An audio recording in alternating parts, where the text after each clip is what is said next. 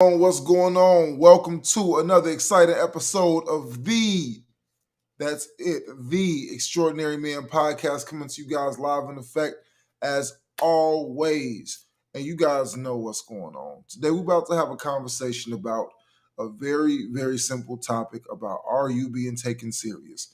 In this topic, we want to incorporate a couple of different factors.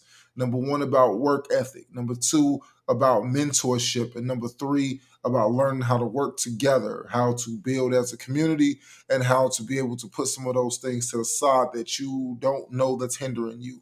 But before we go anywhere, I'm going to go ahead and bring in a person that I work together with on a regular basis, and you guys know him by the name of. It's Midas. Make sure you put a king in front of that. Let's go. Let's go.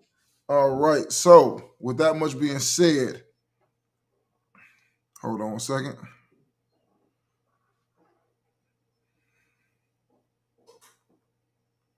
Sorry. Hey, y'all, I got some new studio lights. And I love them. They awesome. Good evening, Jose, what is Jose. Good evening, happening? good evening, good evening. Good evening. So one thing that you guys are going to constantly notice is that every opportunity we get, we're going to add a few more enhancements to the studios, changing up the look, changing up the aesthetic, because we want this thing to get better. I want the sound to be top notch. I want the visual to be top notch. I want you guys to Mhm. look at us, and I want you to see us not only as a premier think tank for content creation, but also we want you guys to see our progression, and we want y'all to grow and progress with us. Can't be extraordinary without seeing opportunity and going after the opportunity to make things better. Mhm. But for what it's worth, good evening, happy Tuesday evening to everybody. Thank you guys for tuning in What's wherever going you on, are. Ashley? Ashley. Hey, Ashley. Hey, So I meant to comment. It was too late. We had chopped the show off, but I had saw your comment about the scarves, and I must say that I am quite interested in a scarf. I really am. so needless to say, I like sky blue. So whatever sky blue that you incorporate into the scarf, I'll make sure to display it right here on the public.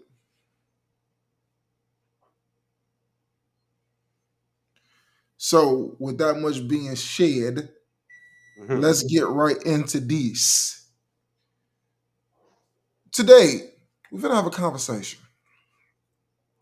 And the conversation is kind of along the lines of what we have been talking about, but we're going to take it a step further. As you guys may see from the title is Are You Being Taken Seriously? What do I mean by are you being taken seriously? Exactly what y'all just heard me say. Are you being taken seriously? A lot of times I hear people mentioning, asking, support. Oh, support me on this. Oh, why don't people support me on this? Why do people support these people, but they don't support these people?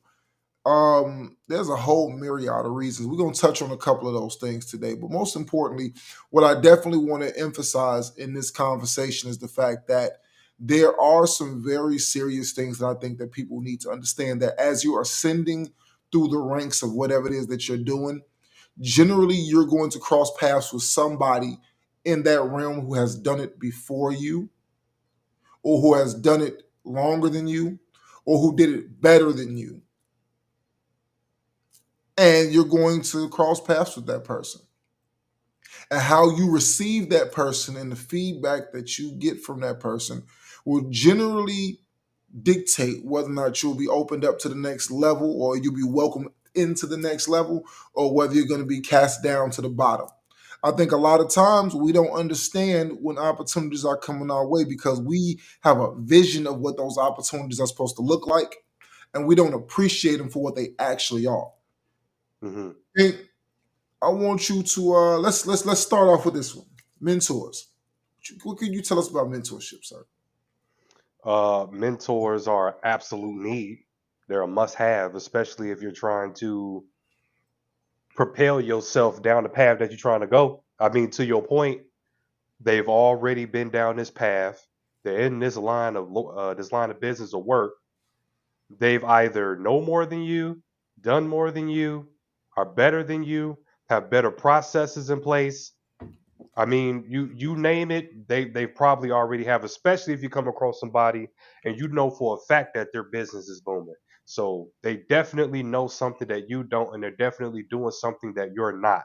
So it will behoove you to, if that person is willing, to, you know what I'm saying, put you under their deodorant and kind of guide you, that's a blessing. But mentors are definitely needed. They're impactful as for those people that are trying to propel their business.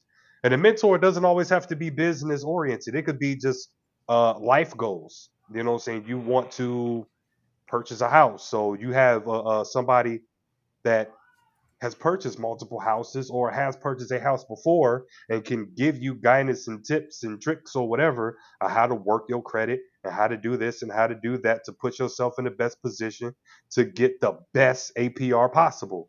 You know, you can have a mentor that way. So it's just not limited to just business. In a nutshell, if you have something that you're trying to do, Mm-hmm. and there's somebody who has already been where you're trying to go, you Mm-hmm. can learn from their successes. You Correct. can learn from their mistakes. You can learn from their network. You can gain their wisdom. You can accomplish things that they have accomplished in less time because you don't have to go through it the hard way. Sometimes you can get a direct handoff because they've already built the relationships and now they're just looking for somebody to fill a space. Mm-hmm. There are situations to where they're getting ready to step down from something and they've been looking for a protege or somebody to put in that place that's going to carry on tradition. You name it, there's always a situation, always an opportunity where somebody is looking, and believe it or not, people who are truly successful are always willing to give information.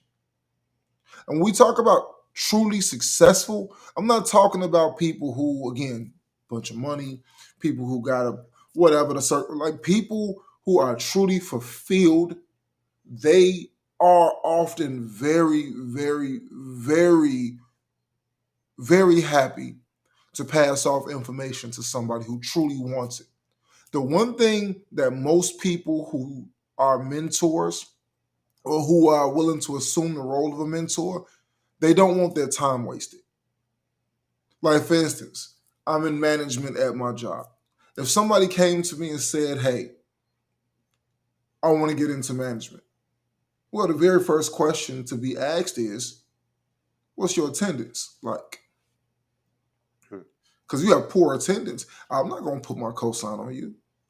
I'm not about to go to the people who I know or the people who have the positions to give opportunities and say, hey, listen, I really think this guy has potential. His first question they're going to ask me is, what is your attendance like?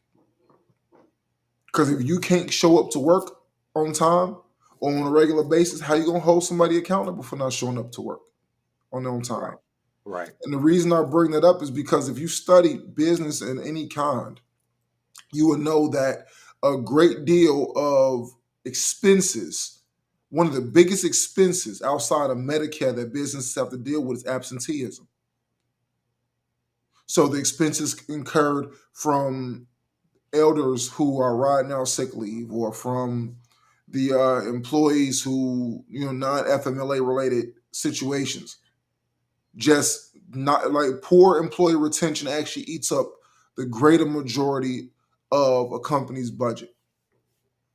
And it's not just the postal service. I mean, this is literally the number one thing. Absenteeism is literally the number one thing that is affecting most companies is employee retention.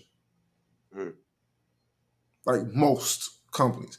Because let's face it, you want to have good people, reliable people that's able to service your customers or able to service the demand or whatever that you have or however you earn money.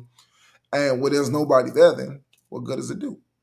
So now when you're looking for people to be motivators, to be leaders, to encourage people to do the right thing, how, if you're not an example, you're not a steward of that very thing, if you don't possess that ability, then guess what? Nobody's going to take you serious. Either that or it's going to be a harder uphill fight to earn the respect that you deserve in order to ascend into that position. And most people don't want to put their name on that or co-sign that. I think another big detriment to businesses, along with what you just said, but absentee, stealing company time, falls under that absentee. It's like you're there, but you're milking, so that there's really no point of you even being there in the first place, too. So that's another business killer where you're actually there clocking, but you ain't clocking. You know what I'm saying? So that's definitely a killer, and Well, that's as also stated in the same business book, is that 20% of employees are generally responsible for 80% of the output in most mm, companies. Lecheros, milkmen. That's what we call them. milking. Yeah, but Oh, real quick, Mike. I want to spin the block, put a little bit more sauce on the reels. It's kind of more of just a comment, but you were talking about wasting a mentor's time, and I want to really, really touch on that heavily because if you are somebody that happens to come across a mentor, and you could potentially be a protege, a Padawan, whatever you want to be, whatever you want to call it. If you are not in position to move forward in that mentorship, in that business relationship, and if you're not prepared to do that, it's almost like a real relationship. Do not lead that person on. Do not have that person wasting their time because what you're doing is you're not doing nothing but making it harder for the next person that really does need the guidance, that really does want the guidance and want his learnings and teachings and lessons and whatever else that he can offer to somebody that's serious about it. You know what I'm saying? If you're not about it, get the hell out the way. You know what I'm saying? And let somebody else take up that oxygen. So that's all I got. I just want to make that comment. I will say to my own testament that every single place that I've been, somebody who I had my hands in their development got promoted. There hasn't been a single facility that I walked in that somebody that I had my hands in that didn't come to me personally and say, hey, can you show me this? Can you walk me through this process? Can you teach me this thing that you know? I have never been any place since I ascended into the management field that I did not have a hand in somebody's promotion. And not because of the fact that I want to take credit for their accomplishments, but because they asked for my help and because they gave me my flowers for what I contributed to them, whether it was process oriented or whether it was just showing people how to be patient in adverse situations and not lose your cool. Whatever the circumstances may have been, people have given me some credit for if it wasn't for that thing that you taught me how to do. That was one of the questions that came up in the interview, or that was one of the situations that I ended up facing that somebody admired how I dealt with that situation. I'm like, you don't have Hmm. to tell nobody you got it from me. Just take it and use it. Own it, make it yours, and fine tune it. Go and be a better version of whatever it is that I gave you, and that's all I ask you to do. Don't Hmm. go out and do what I do. I have a tailored way that I do things, and I'm still a student. I'm teaching, but I'm still learning. I think that's important too, Mike. Like I think you always uh, should be in a student place. You know, of course, there's going to be situations to where you're going to be the professor, but what I mean is always be in a position where you're willing to learn and accept new ideas, new concepts, be open minded. You know what I'm saying? Because you're gonna come across something. You may be you may be stuck on a situation, and it could have been 3 days that you've been stuck in a situation trying to figure out, trying to pan it out, trying to do whatever, and somebody just comes along, da da da da da da da, and just rattles off something, and could have rattled off the solution to what you were dealing with. Don't be closed off. What's that? What a closed fist doesn't can't receive whatever. Nothing gets in, nothing comes out. Nothing gets out. So I You know. want to touch on something real quick. I want to touch on something. Hmm. Jose Yep, just yep, asked yep. an excellent question in the chat. Matter of fact, let me go and bring the chat up on the screen. I'm mad that it don't show the pre-existing comments and stuff, but Yeah, that doesn't matter. sucks. So Jose's asked a question here in the chat, and I'm going to go ahead and read it out. It says, "What should you do if the mentor's teachings goes against your principles, asking you to do something that is not in the rule book oriented for you to be able to move up?" Okay, I like that question. I wanted to highlight that question very specifically because of the fact that you have to understand that there's a marriage between mentors. You choose your mentor, and your mentor chooses you. So what you have to understand is the fact that if somebody goes against your core principles, they're not your mentor. Hmm. But you have to understand that if I'm going to accept mentorship from somebody, I need to learn and understand what is the method to your madness. Because I might not agree with what you do, but there may be a reason why. So the whole thing is when we talk about rules, in most cases, rules can be bent, but they should never be broken. So, for instance, like Jose was a union steward at the time when I was when we worked together. He and I had a wonderful relationship where we were able to sit down, have conversations about whatever was going on in the facility. We were able to sit down and find ways to deal with it and find the least the least intrusive way of dealing with whatever the circumstances were. And whether or not he might have agreed with me totally about something that was going on, but he still did his job as a union steward to defend the contract 110% of the time. One thing that I could respect about that is the fact that he stood to what mattered. He stood to what his job was, what he agreed to do. The one thing I can say is the fact that when you look at a lot of situations, sometimes the book can also be used against you. And sometimes you have to Or understand that creativity in management, and again, I'm saying creativity. I'm not talking about just blatantly doing unethical stuff.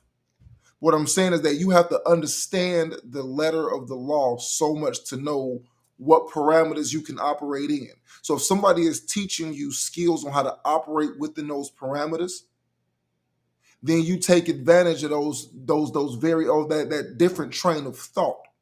And sometimes we will hear situations where it's like, oh, well, I don't agree with that because my current position won't allow me to hear what this person is saying. But what they're saying is actually very good information to how to deter some of the recurring issues that you have. But you have to number one, look at the quality of the person who's trying to offer the mentorship. What is their track record like? What do you know them for? Where's the middle ground between what they have to teach and what you have to teach? Because you teach your mentors too, whether or yeah, it's a not. give take. It's a Yeah, give take. it's You know what it's I'm a saying? relation, it's a I'm relationship. looking at the second part of his question. And to be honest with you, Jose, to me that sounds like some type of suit. You know what I'm saying? It like you're you're purposely not going to move me up. Like this is what's coming out of your mouth. This is how I'm looking at your comment. I'm taking it as if I'm talking to my manager. Hey, I'm interested in moving up. I would like an opportunity. What do I need to do? What do I need to learn? Da da da da da. You know what I'm saying? I can come in on weekends and put in more work if you need me to, if it helps me, whatever. But in order for me to move up, you teaching me and making me do stuff against rule book, and in order for me to move up, I have to do it against rule book. To me, that sounds like a suit. Personally, I honestly don't even know how to handle that. You know what I'm Well, saying? Because that's to me. I mean, that's beyond foul. see, the thing about it is that, and again, it's like because in this type of ecosystem, everything is predicated on the contract. Everything is predicated on the contract, but the contract is written in such an ambiguous way that you have to have the union to interpret it as far as what does this mean. So you'll have the general rules, and then you'll have what's called a local agreement. to where what they agree to in this facility may not be the same as what they agree to at another facility. Because of the ambiguity, this place may have certain things that they do that these guys don't do. But it's almost like how with like let's say I know how medicine. union work. I know how union work, and I know how they work against different, facilities. Because Well, I've been in that. what I was getting at was the fact that when you look at certain situations that people are dealing with, it's like some people are just slime balls. Some people are just not good mentors. They have no business mentoring. And it's like at the end of the day, I will always tell anybody that if something eats away at your gut, don't do it. If you start getting that feeling that somebody that you're receiving information from is giving you something bad, your spirit always knows. Your spirit always knows. I don't care what anybody tell you. Your spirit always knows when there's something that's not right. And you have to be able to differentiate how bad do I want it versus what am I willing to do to get it. Am I willing to bust behind, sacrifice, learn, go above and beyond to move myself to the top of the food chain when it come down to being seen as the next prospect? Absolutely. But am I willing to go against core principles and basic rules and understand? Am I willing to do something illegal to get what you ask me to do? Absolutely not. Am I willing to bend a rule? Yes. Am I willing to blatantly break a rule? No. Hmm. So you have to come to realization the fact that if you try to play something to the very letter of the rule, cops could not be effective cops if they just played directly to the letter of the rule. If they didn't bend rules or bend corners a little bit, then that they would be bad detectives.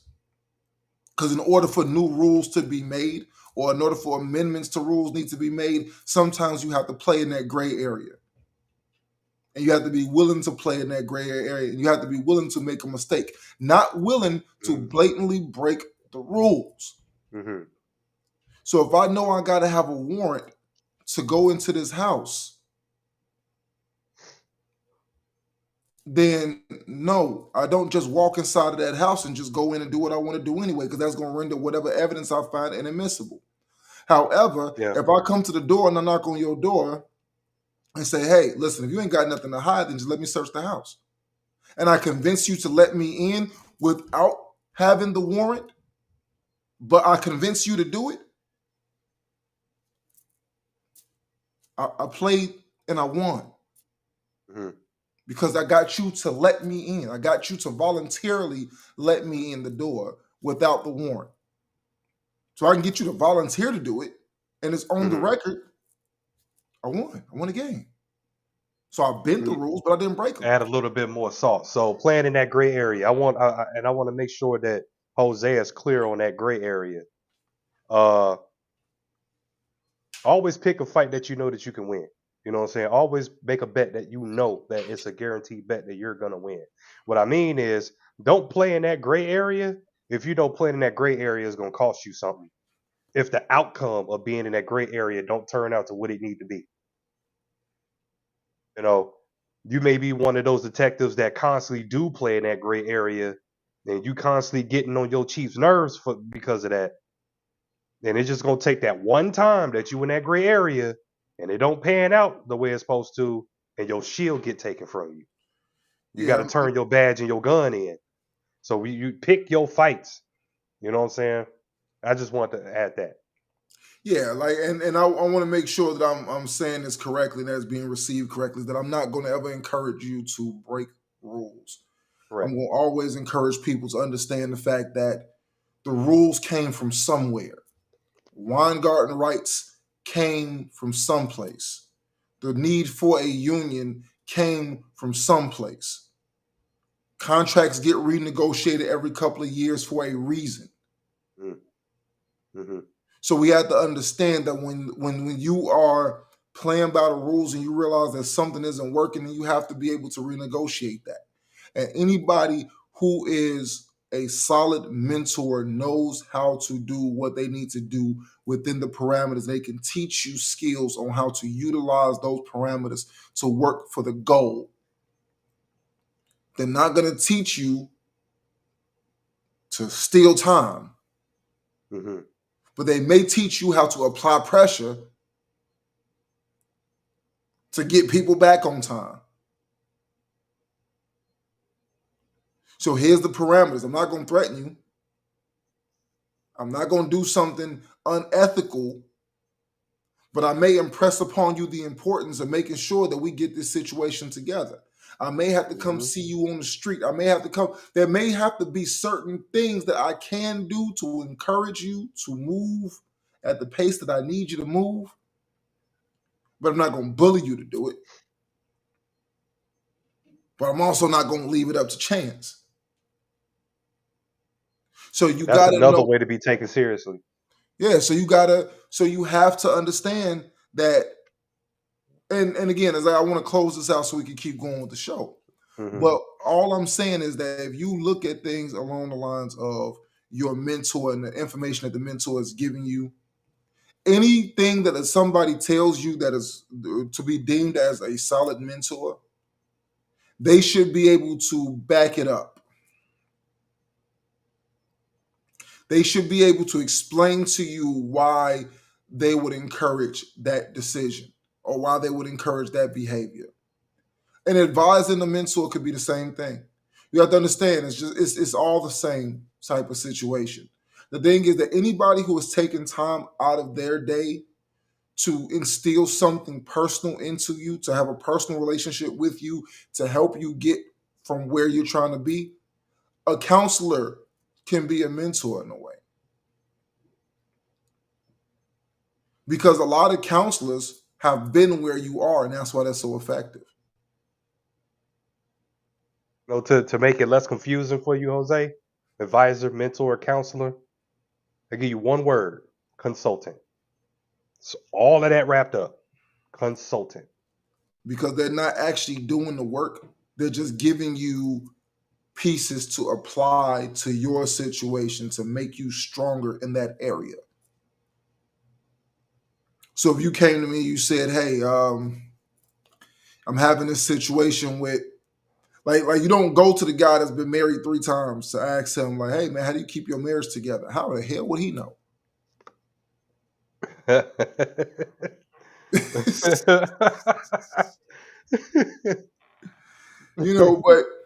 the person that's been married for 30 years that goes on trips with their husband every year or their wife every year, that has a great relationship, post up pictures with their grandkids and everything very else. family oriented. Extremely family oriented. Hey man, I'm leaving on time because I got such and such going on. That their whole essence is embedded in what you're about. So for instance, if you see somebody that they're all business, they're super focused on accomplishing goals and stuff like that, and they're really efficient and they get things done down to the letter, and you admire how they do things, hey, I want to be tight like you. Can you show me what you do? Like, what's your regimen? How do you space out sleep? How do you manage your time? How do you plan for your travel to work? Like, what routines do you do? Like meal prepping. Are you already ready to go? Do you pre-pack your bags before you walk out of the door? What is it that you do that makes you so efficient every day? You see, I like that. Work-life balance. Work-life balance is a myth because work-life balance is predicated on the fact that you're going to be dealing with the same thing every day. If you're in a situation where you're Monday through Friday, 8 to 5, no matter what's still left on the table, right, same time. 5 o'clock, you know exactly what to expect. I could plan my gym around it. I could plan my kids around it. I could plan everything around it.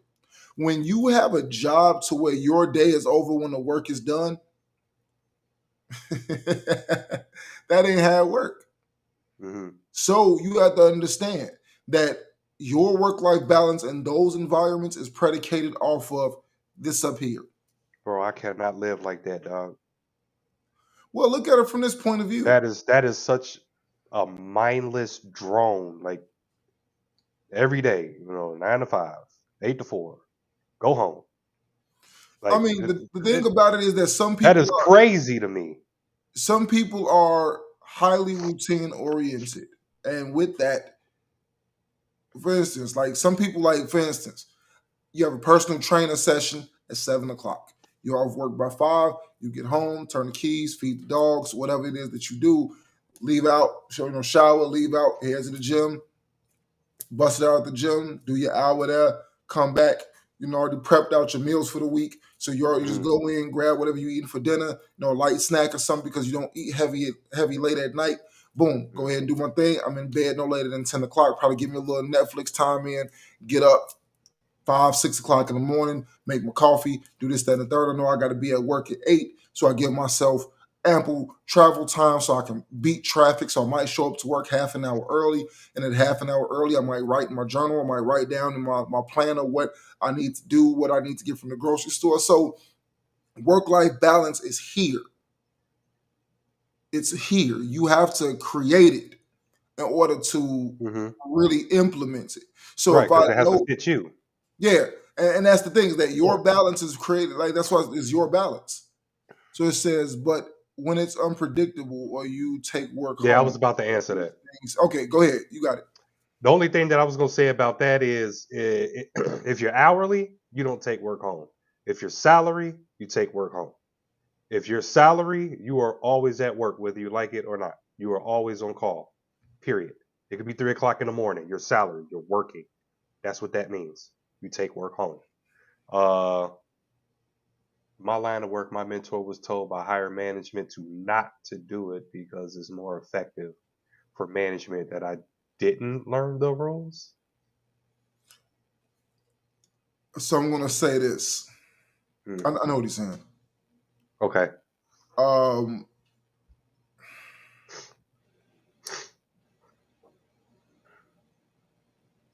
you have to understand something that uh, if I was your mentor and pressure was coming down from higher management to do something or say something, I would have never told you that. Yeah. I I'm would have trying. I'm never. trying to understand it, but it's. I take it. It sounds very awful. Well, To tell somebody that's trying because to rise through the ranks, you don't need to follow rules. here's the deal with that is that you you have to understand something about the way that things work is that no matter how you look at things, there's always going to be a good old boy system. Mm, And what I mean by that is not that it's an intentional good old boy system or intentionally cliquish, but what it is the fact that we work well with who we work with. We want to be in the light of the people who are going to shine the biggest light on us.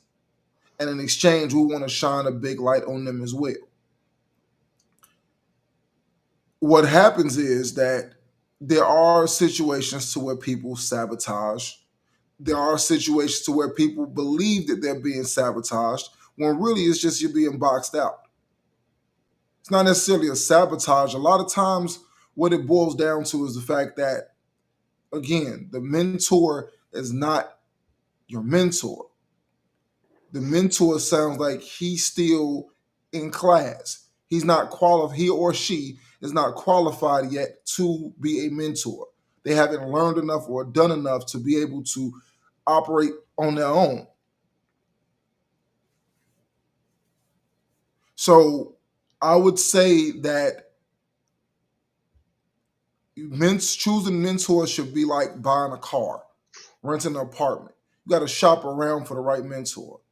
You have to find the ones that you align with and not just the ones that you're cool with. Sometimes your mentor might be somebody that is extremely hard on you. A lot of times that's what you're going to find is you're going to find somebody who is very, very much aligned with where you're trying to be, not in aligned with where you currently are. That's what makes them an effective mentor.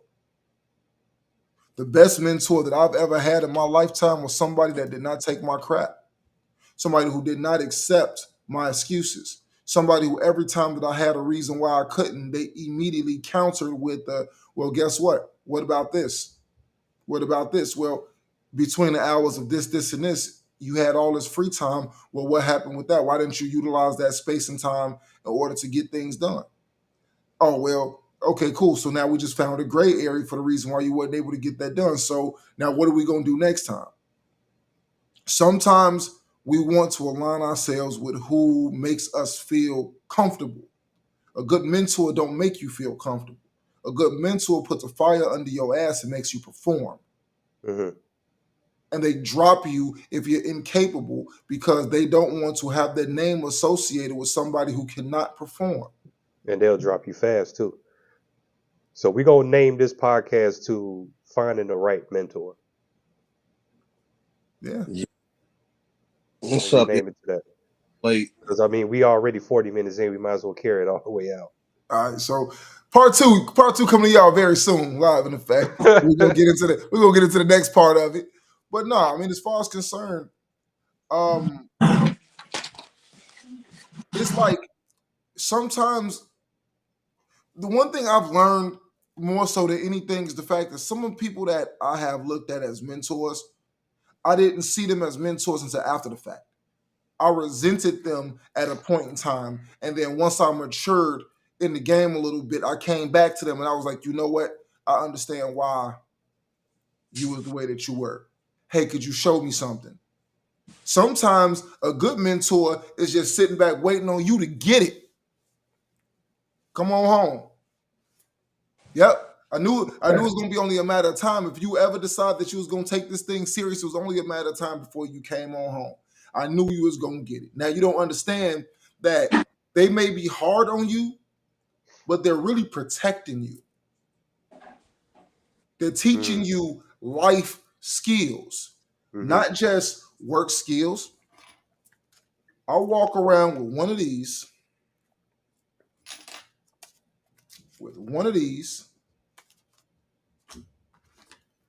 7 alarms per night,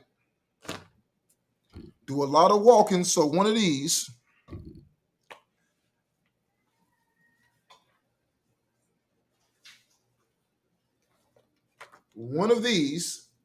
Yeah, I definitely got that. I even got the big one that mounts to the wall. I walk around with a self-improvement book, the one I'm currently reading, 7 Habits of Highly Effective People. Fantastic book. To where when I get any downtime, I don't sit down and eat lunch. I sit down and I read. I'll go through any book that I have and I will look in that book to see if there's something in it that is pertaining to the current situation I'm in. And then I'll apply it. Okay, I'm not managing time very good. Why am I not managing time very good?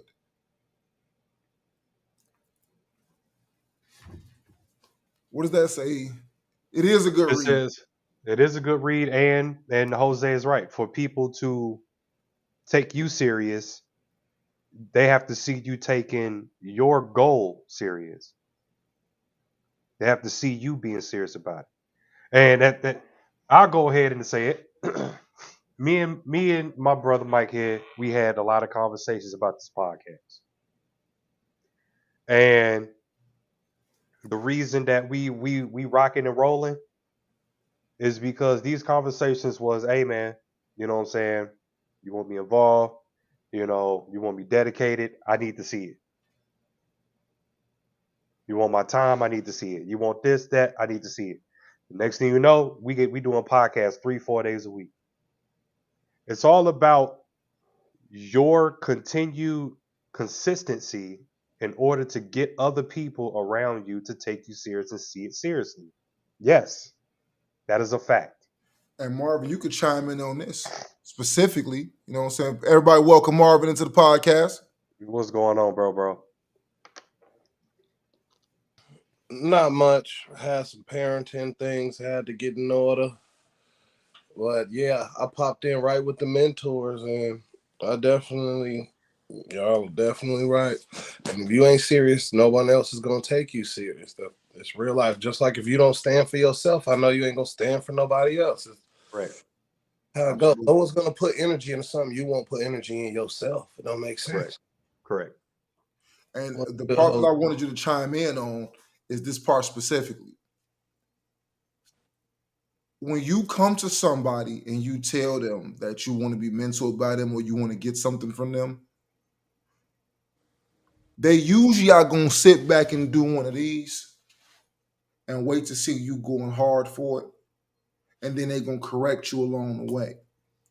Well, to be real, there's not too many people that go to people and say, I was going to agree with you with most of my mentors didn't know they was my mentors. And I didn't know. It's organic. It varies. Organic. It varies. Thumbs up. The people who I asked to be my mentors, I learned little stuff from them, but it's like they go too hard in a different direction. And our culture it's kind of got like a bad stigma around it. Like, oh, you brother Goodfoot over here, and now they look at you funny because you're looking at something from them. And it's not like it's strange in our community for the older people to push the younger people out. So it's a thing. The people who became mentored, like with our mentor programs, they're based on certain things. So I say if a mentor, he's definitely gonna sit back and do one of these to see, because he's gonna want, if he's really considering taking you and spending time on you and all, it gotta be worth it. He's gonna see what he can see out of it, what you can see out of it, how he can benefit, how you can benefit, what he can actually do. And if you're out of his expertise, he's going to let you fall to the wayside. Correct. Or if you're showing enough effort and he believes he has a better student, he's going to let you fall to the wayside. That's what it is. You gotta be seen. You're gonna attract a mentor who's gonna see you. Like the people that I mentor right now, out about maybe 20 of them, did I go to them and say, I'm your mentor now? They all came to me, sat in my office, and was like, I need to learn how to be better in life. What's up? I need to learn this, that, and the third. Or I saw them and saw what they was doing and was like, if this dude recognize the question. If this dude can just tweak this little piece about him, he could be great. If I could see that in him, like, man, then I'll take him. Like, you gonna be with me every day. Come on. So to that point, when I decided to go back to school, I remembered there was somebody that I knew that did exactly what I was trying to do. We worked at Avis together when I first moved down here to Florida. He used to be my supervisor at that time. I picked up the phone. It had been years since I had spoken to him. And I picked up the phone and I called him, and it's like, I had a very serious conversation with him. And I asked him, like, listen, this is what I'm currently trying to do with my life. I know you've already done it. And I'm asking you, can you help me with this? Not necessarily do anything for me, but literally just help me with getting on that path. When I call you and I ask you, when you got to this place, how did you overcome this? What did you do here when this happened? When family and school and work all started seeming to collide together, how did you prioritize? Because it all tends to happen at some point in time, but what adjustments did you make in order to make this thing happen so that you could keep pushing through it? So literally every step of the way, he's been able to provide me with valuable research, but I had to seek him out. And when I sought him out, he gave me homework. All right, this is what I need to see from you. This is what it is that we got going on. So when I reported to him that I'm a semester shy of graduation, he started walking me through okay, good. Now we get into that LSAT portion. So he asked me if I had my LSAT prep book. And I told him, you dig. He like, all right, you already ahead of the game. So he pretty much walked me through how he got his start, where he got put on, how he got plugged and stuff like that. So now we having different kind of conversations because you toward the finish line. But when we was having a conversation over here when I first came to him, we had to go through the steps, but he had to see me walking the line to get there. Yeah. So mentorship, it comes as needed. Whether I say I was fortunate to know somebody who was in the position that I wanted to get into. I was fortunate enough to be able to pick up the phone and call them.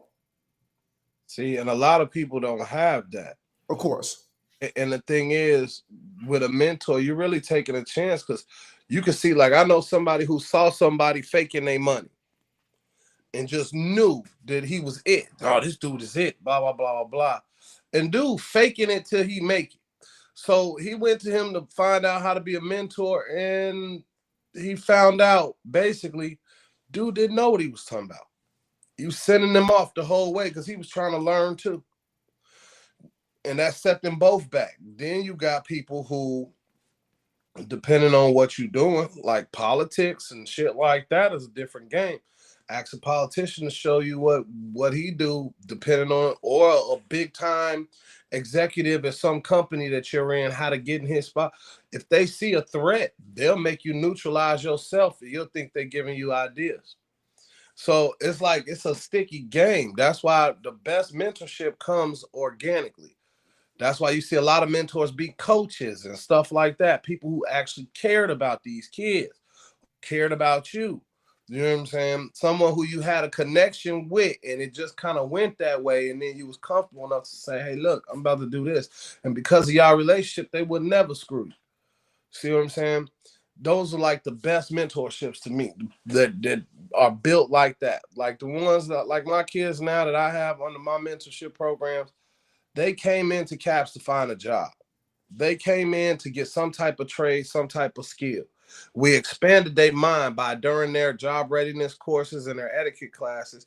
We told them, hey, look, what are you good at? A lot of them will be like, I don't know, nothing.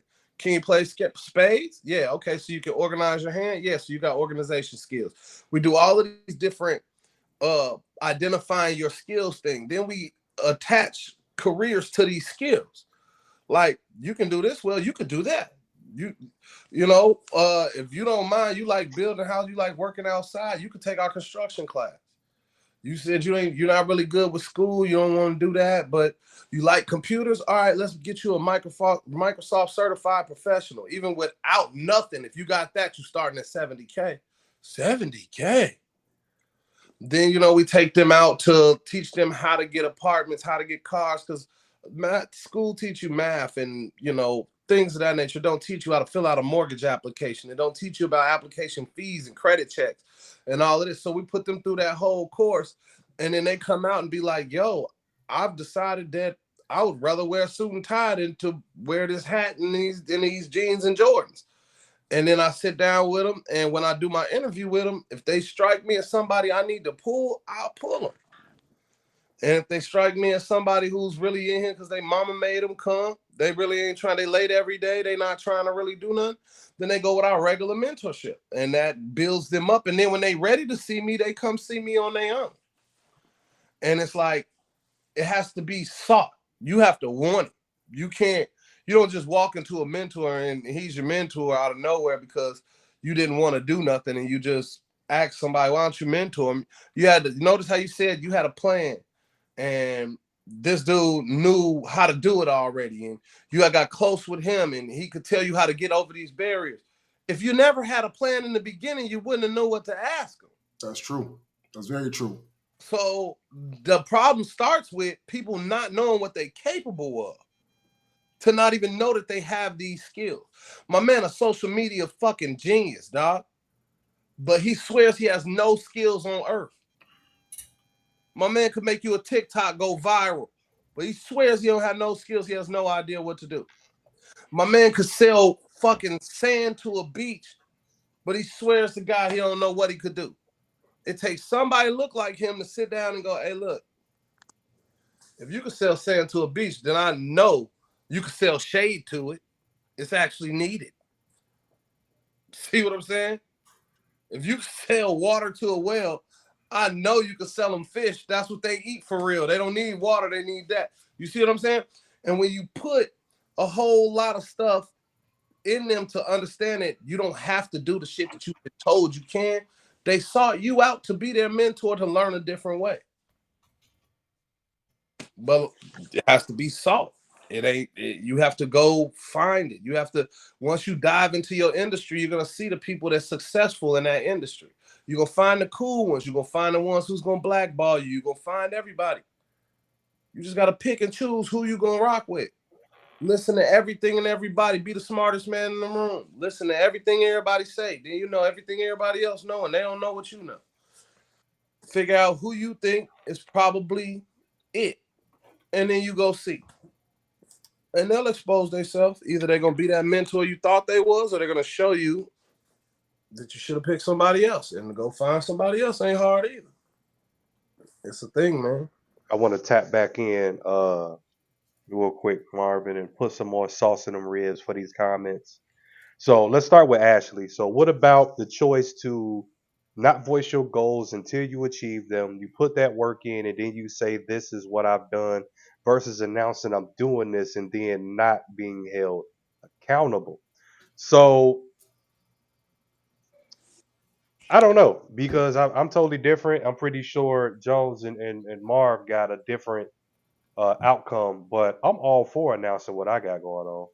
Yeah, you got to speak it into existence. You see, I'm all for that. Like, But I see what they saying. You can't voice it to everybody. You can't voice your, because there's people that's gonna shit on you. Hey, dog, I'm finna go. I back like to those school. people though. Like I thrive off those people. That's Yeah, just but me. level. That's We just me. about The coming in more and looking more, the for more and more you shit on me, the more that I'm gonna excel, and my success is gonna shit on you. Okay, So maybe I'm saying it right. Here go. And you're at a different level. We're talking entry level. You just now approaching anybody. Let's think of, you're just now approaching the main person who invented your business. You're just now approaching this person. You don't have shit. You don't know what to do. And the person who you thought is the king of this just told your ass you can't do this. And they're the king of it. 99.999 repeating percent of people, whether they got gold, ethics, morals, values, all of that, are gonna turn to a different industry after that because it's discouraging. And like he just said, some people don't. Some people get discouraged. That's exactly what it is. I'm Been sorry. How several- do you say how do you say balls in Spanish, Jose? How do you No, say balls in it- Spanish, Jose? let's think about it. I got several missions that That's what you need. I had several missions that I had going. I wrote a proposal to the state of Illinois for $1 million. Well, almost $1 million. It's like 850 some thousand, whatever. Grow the hell up and get some huevos. So whole That's time, my answer to that. So what? my thing is this. I wrote the So proposal what? to the state of Illinois. They told the Wright brothers they'll never fly. We got Spirit, we got American Airlines and all that right now. did she just tell you to grow some eggs? No, I asked her what is balls in Spanish. Huevos. And then I was saying that's what you need to grow. Some huevos. If Well, see, someone's discouraging you. I'm not gonna say that because a lot of people not raised like that. They don't get that part until they get a mentor that tells them that. If you was the mentor and they was like, man, dude told What me do you I think extraordinary men is? that I thought that's All what right. All right, hold on. Let me jump let in me there. say what I'm trying to say. No, go ahead. Is that for a youth who has not seen success, who's been shitted on his whole life, who does not have the opportunities that you have, has not raised by a mother and father, does not have these things, that's trying to make it, he will be easily discouraged by people who have more than him because they're in the position he's trying to get in. So he's listening to what they say. And if they see him as a threat, they will discourage him on purpose. And he will switch things. Like I said, I wrote a proposal to the state of Illinois. Shit was accepted and everything. Went to certain mentors about the shit. And they was like, oh, if you do that, then this will happen. This a bad idea, blase Skippy. And I believed them because they were the most successful people in writing grants. And so I let it go.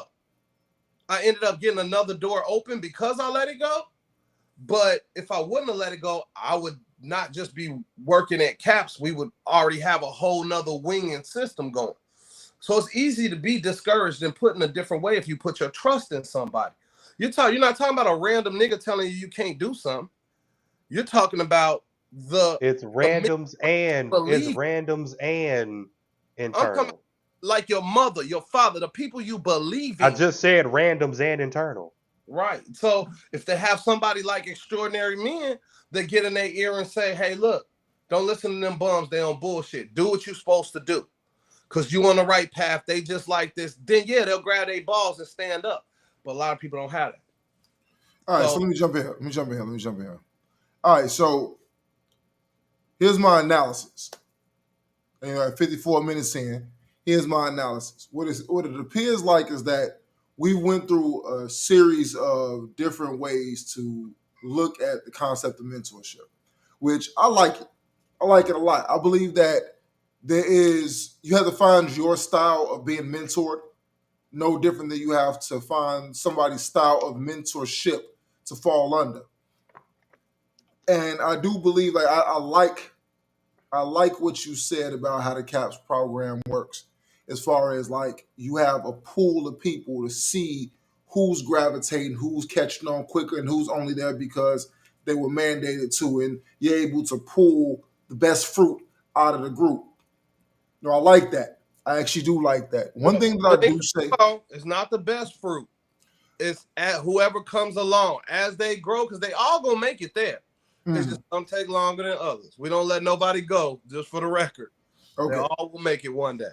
Okay, so let me make the slight edit there and say that the ones that are ready to come out the oven first.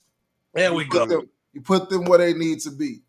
All right, so with that, the ones that's still in the oven see the people get out of the oven and they want to be like that. Man, let me finish my point, dog. My bad. He's saucing them ribs up. You gotta let me finish the ribs before you put the sauce on them. I ain't still on the grill. He trying to throw them on go put the fire out. No, so what my analysis of things is that based on the concepts that we talked about today, I feel like people have to evaluate their situation as far as like Midas' style grow up hair, or having a situation where, for instance, where you have an entire program that is dedicated toward mentorship, growth, and development. Big facts on growth and development. And then on top of that, and then on top of it, if you got access to somebody who has been where you're trying to go, about being able to put your pride to the side and pick up the phone and say, hey, listen, can you show me how you do that? If you see somebody in your office that they on point, and you be able to, hey, listen, I know we don't talk very much, but I observe your style of doing things. Say it looks like it's really efficient. I think that you got some skills that I would like to learn. Is there any way that you could give me some tips on how to be more That's efficient? The best way to do it, dog, because if you just going up to a rando and asking for mentorship and all that, or shopping around like they a MacBook trying to find the best price, that is the wrong way to go about trying to find a mentor. You either gonna get used or you gonna get shitted on. Either one.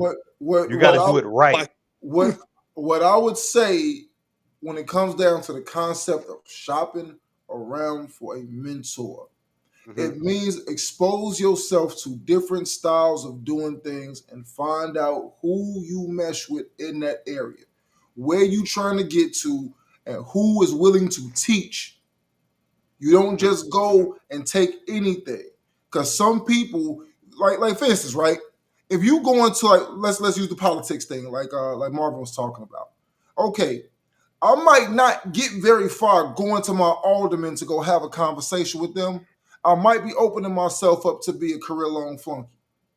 However, if I go to the town hall meeting and go start shaking hands down there and being involved in whatever's going on in those places to where the general public don't go to, I might be able to, people got to understand that you are only at the level of who introduces you. So if you come in at level peon, that's what people are going to treat you.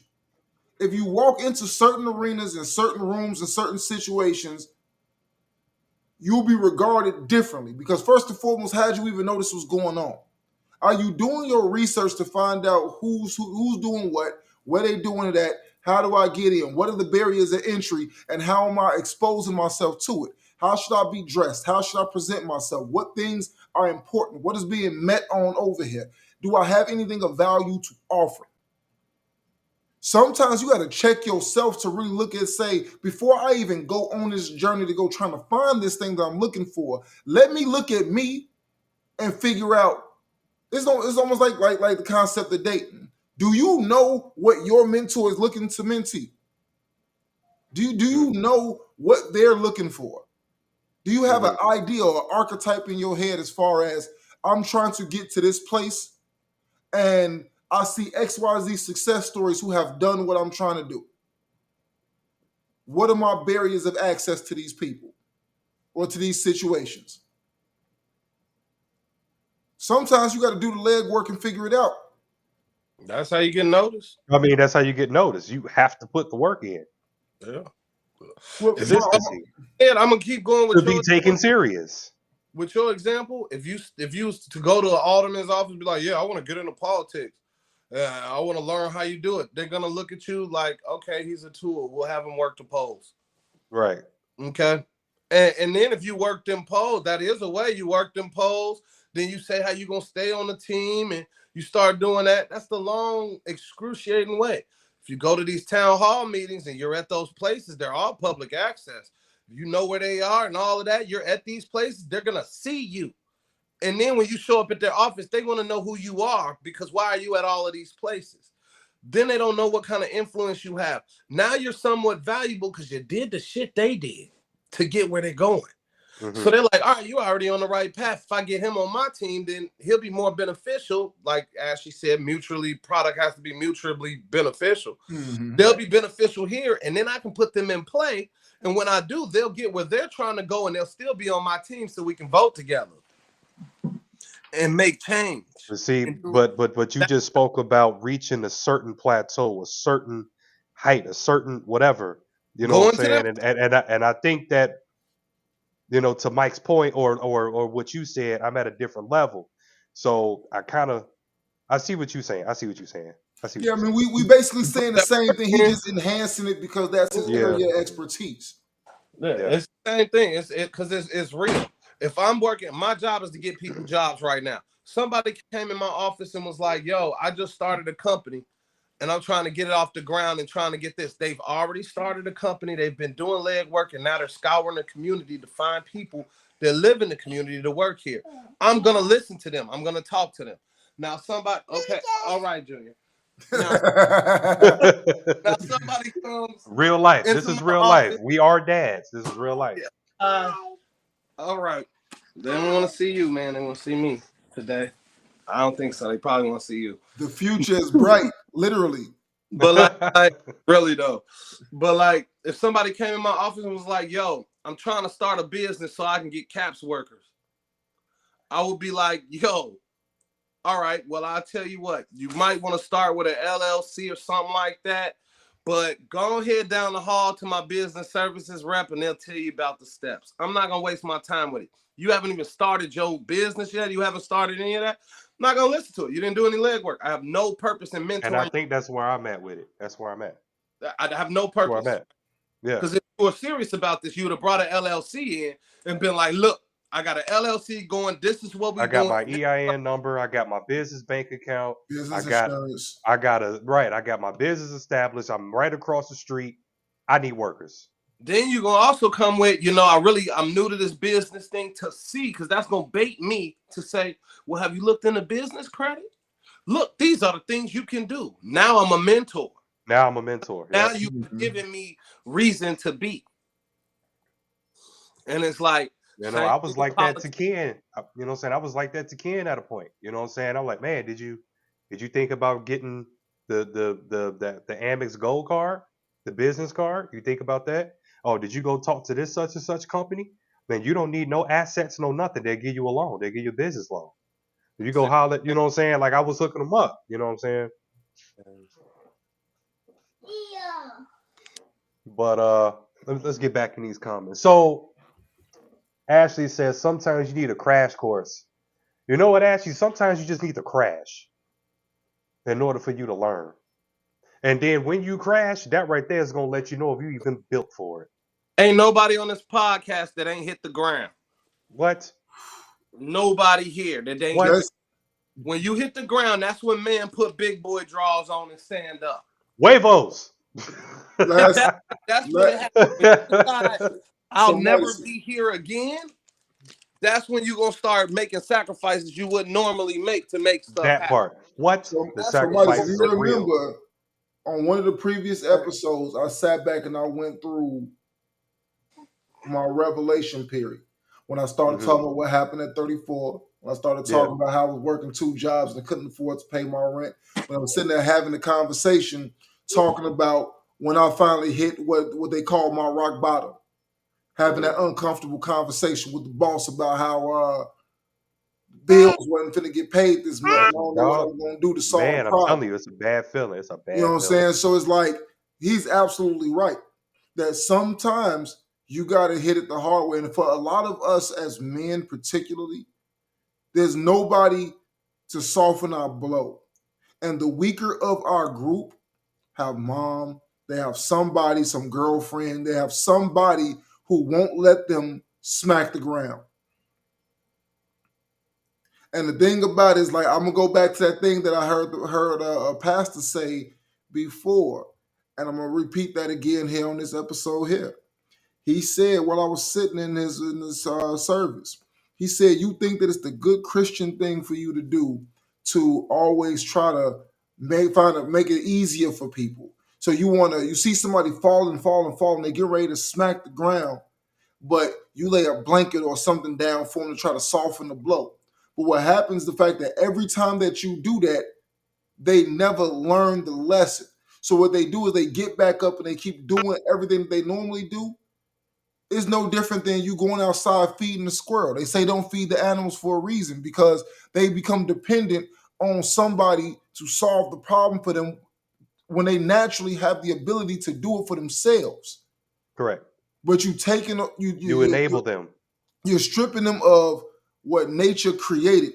Is that when you come into a situation with adversity, it's like if you pin a cat in a corner, that cat is not going to just lay there and pass out. It's going to claw you. It's going to fight its way out for its survival.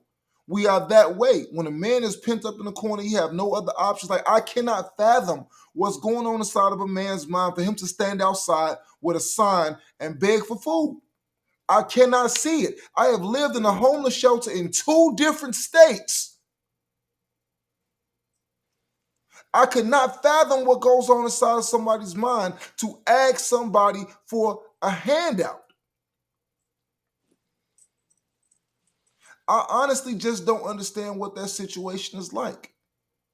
And you know what's funny? I just said I was homeless in 2 different states, and I didn't hit my rock bottom until I was married and had something that was bigger than myself to have to worry about. When I had to look in somebody's face and see the disappointment on their face because I couldn't pay the bills, that's when it happened. So for some of us, we don't know what we don't know until we faced into a situation to figure it out. That part. Yep. But the problem, but the issue is, I figured it out. Had to. Didn't have no choice. It's either that or go get me a little cardboard sign. Yeah, we're not doing this. Yeah, no, we're not doing that, man. We're gonna try our best not to do that. Let's keep it pushing, man. Try to close these Relentless comments Mikey, out, what up, baby? We cut it short. What up, Mikey? Yeah, we cut it short last time, but I want to make sure that we hit them all this time. All right. So Jose says he likes dry rub. Hey, brother, we got you. You know what I'm saying? Pause. Shut up. Okay, he says no man left behind. It depends on the situation, bro. He said that when we were talking about my class, and I said nobody gets left behind. Everybody. I know. That's when he put. I understand that, and that's why I said it depends. In your particular situation, you dealing with the youth. When it comes to grown ass adults, it's a case by case basis. Our youth is left behind. 18 to 24. Our youth are age 18 to 24. We don't have no kids. They're all grown adults. 18 to 24 is the youth, and our regular is 18 and up, and then we have our senior citizens that's 55 and up. And I got altogether 270 of them all combined. And that's gonna double in the summer. It's still on a case by case basis, bro. If I see you, if I see you literally out here grinding, putting in the work to try to make it happen, like you doing what you supposed to do, you getting out there grinding, yeah, I ain't leaving you. But if you a sucker, you know what I'm saying, just trying to leech and coast and all that, you will be seen. You will be seen as such. You getting left. Period. See, it's not really getting left. You kind of left yourself because you didn't do the work you were supposed to do. So it's not that I left you behind. You didn't do the prerequisites. Yes, sir. Talk about it, Mikey. Yeah. Talk about it, dude. They I getting don't left. behind. Getting left. I don't care. Yeah, you get left. Not that I left you. I just kept moving and you stayed where you were. That's stayed where you was at. You capped out. You maxed out over that before we got to the hill. There you go. That's how I look at it. Like everybody got a chance. It's just what they gonna do with it. People, we don't leave people. I say this at Caps all the time. Give people rope and they hang themselves. So if you're not gonna put the work and all of that, you hung yourself. I didn't leave you nowhere. You didn't do it. That was on you. The thing is, we don't have a lot of us don't have strength to leave people that need to be left. Well, that's because there's a mutual crutch. It's like a lot of times people are so depressed with their own lives that they feel validation by trying to help other people. So what happens is that they'll dedicate parts of themselves to trying to do for other people and allow themselves to get burnt in the process because at least it justifies whatever they're feeling on the inside. So it's a deflection from what you're not doing for self. Yeah, we only speaking like what Mikey just posted, toxic, negative, drama, stuff like that. I get what you're saying, Jose. You know what I'm saying? My father-in-law is military. I get all that, but it's like look at it from this opposite side of it too. Yo somebody in your battalion or whatever steps on a landmine that was buried.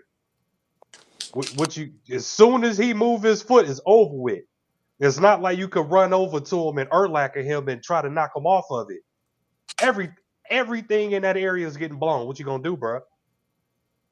You got to think about it like that. It's a different mindset. They're gonna go pick up the pieces, and they're gonna take them pieces home. It's a different mindset for the military guys, and it's like I respect that. It's just one of them situations to where it's like when you get back here to the civilian world, it's cold. Didn't know that. Yeah, they don't leave them behind. There is literally no man left behind. You'll be shamed. You'll be shamed if you ever left a man behind. If there's somebody wounded, legs cut off, shot down. I guess that makes sense. Back and you. I guess that makes sense. I didn't know. But yeah, but hearing that makes sense. Yeah, there's literally no man left behind at all. Like if all that's left is his leg come home. Okay. Definitely taking the pieces home. It's hard for us vets. Or send a professional to get them off the IED, off that IED. Yeah, if you did that, they wouldn't. That's deep. In the first place. That's deep. That's deep. That would help. That would probably be the smartest of ideas. The smart thing to do. Yeah. Get a professional. We solved the problem, everybody. We figured it out. Right. Okay, problem solved. All right, so now I don't feel so bad. I don't feel bad about my comment. They have a professional that can get them off. I didn't know. That's new shit. I didn't know you could do that. But I mean, that makes sense. If that's I hope like 100 million people didn't die on landmines before they figured that out, man. Because that would probably be the option. Thanks, Mikey. You just saying some niggas today. I mean, you did, dog. Because I was feeling real little, bro, for saying that. But now that we know there's a professional that can save him, okay, I'm happy now. The man is coming home in one piece. I'm done, man. I can't fuck with y'all. All right. We delving too much into uncharted water, guys. I don't want to lose this. Man, we just having funny. I know. But you know what I'm saying? But back to Mikey's point, toxic, negative drama. That is what we leaving behind. And to Marvin's point, it's not that I left you. It's you just stayed where you was at. I continue propelling forward. You cannot negate choice because people have a choice on whether they want to continue or whether they want to stop where they are. Mm-hmm. I have a choice if I decide that it's like, hey, you know what? Once I get my degree, I'm done. That's it. I'm not going to go to law school. I'm chilling. I'm out. But that's what I do. Yeah. Okay. Hey, he on the road tonight. But no, people have a choice. And I think that one of the things that we need to stop doing as a viable society, especially amongst men, is that we need to stop absolving people of responsibility to make solid choices. If given water, if given options, and saying that this is what you have here and this is what you have here, you have an option to pursue this or you have an option to pursue this. These are the possible outcomes that you're going to receive by taking these choices. Choose wisely. When a person makes a choice, especially as a man, respect it. From one man to another man, I ain't got no choice but to respect it. I don't have to agree with your decision, but whatever that choice is that you made, regardless if I'm in the mentorship position or not, I have to respect the fact that you made a decision. And a lot of times, that's really what one of the biggest attributes of manhood is making a decision and living with it. Yeah, and to put a little bit more sauce on that, I think Hey, what's up, baby? I think that anybody making a choice and having that respect for sure. I think it stems as far as if it goes against my beliefs and morals. You know what I'm saying? Killing somebody, it has to have a serious reason behind it. If it goes against my morals, I can't respect it. I can't respect the choice. So in a nutshell, everybody, we were going to go through a whole myriad of topics, but mentorship became such a hot topic that we're going to leave off with this one right here. So an hour and 16 minutes in, I'd like to thank all of you guys for showing up and showing out as always. We truly appreciate you guys for showing up, leaving all of these wonderful, wonderful comments in the comment section, for making sure to contribute and always showing up on Tuesdays to make this the livest podcast in the making.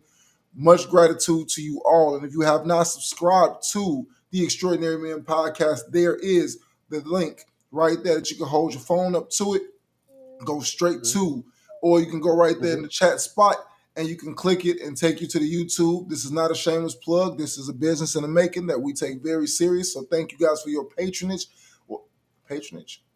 Thank you guys for your time. Whatever. I'll figure that word out. Well, your eyeballs. Yeah, that's patronage. Okay, so I'll take it. Yeah. Nonetheless, thank you. Appreciate it. Make sure to tune in Friday. What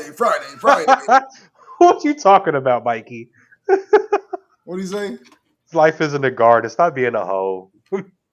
Oh, you guys are so you silly, bro. Nah, but peace out, y'all. Thank you, man. I appreciate y'all. Thank you guys for tuning in as always. Much gratitude to you guys for everything as always.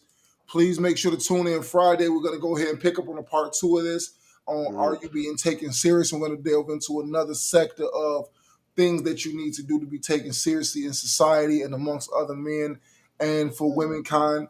You know, it's like, what's that secret deodorant strong enough for a man but made for a woman? It's the reverse. It's strong enough for a woman but made for a man. That's the podcast. That's what we doing. That's the new slogan.